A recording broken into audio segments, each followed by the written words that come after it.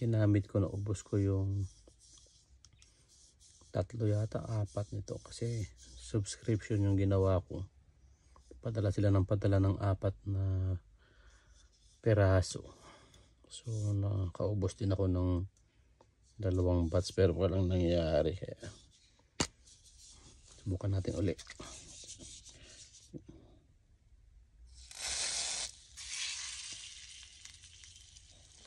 Pumuputok, tapos mamassage daw. Ayan o, kumikintab naman.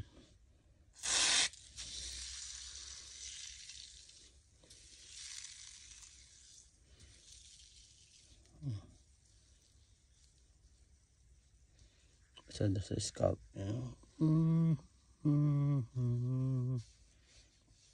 Tingnan natin. Nawala. Ito yung sisihin nyo pag nawala lahat yung buko.